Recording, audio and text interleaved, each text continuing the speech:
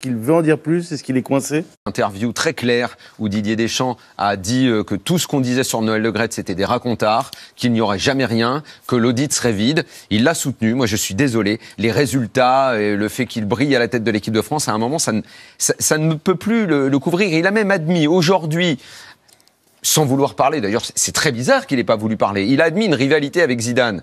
Moi, je soutiens la théorie, et c'est même plus qu'une théorie, j'en suis convaincu, que de toute façon, il serait resté coûte que coûte, ne serait-ce que pour barrer la route de Zidane. Il aurait souffert terriblement de voir Zidane lui succéder. C'est une affaire d'ego. On sait très bien qu'ils ne sont pas amis, contrairement à ce que la légende veut faire croire. C'est pas rien ce que vous dites, Daniel. Mais ce n'est pas rien, mais je l'assume. Emmanuel Petit, sur les antennes, autre grande gloire de France 98, sur les antennes des RMC, cet après-midi, a dit qu'il se demandait aujourd'hui, il était très peiné si France 98, l'association, existait encore, puisque Deschamps a admis la rivalité entre une réunion de entre France les deux. 98. Lui et Une réunion qui Parler les yeux dans les yeux. qui ne viendra pas parce que Deschamps, France 98, ça fait très longtemps qu'il n'y participe plus.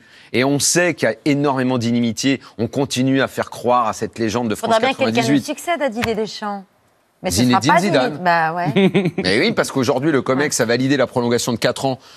Ce qui, soit dit en passant, est totalement anormal. Parce que la prolongation, bon, alors c'est bien de valider après coup, mais ça aurait été bien qu'on en discute avant. C'est quand même très bizarre. En fait, ça, c'est une première étape. Hein. Mais j'espère que la ministre des Sports ira encore plus loin, parce que c'est tout le fonctionnement de la fédération qu'il faut revoir, et j'ai même envie de dire des fédérations. Parce que sur les dernières années, certes, ça a peut-être fait beaucoup moins de bruit, mais la Fédération française de rugby, vous voyez dans quel état elle est. Il y a 2 ans, rappelez-vous, c'est peut-être loin, on a un peu oublié, mais le livre de Sarah Abitbol autour de la Fédération des sports de glace et du patinage, ça a fait exploser cette fédération. France 2024, enfin plutôt Paris 2024, la Cour des comptes est en panique.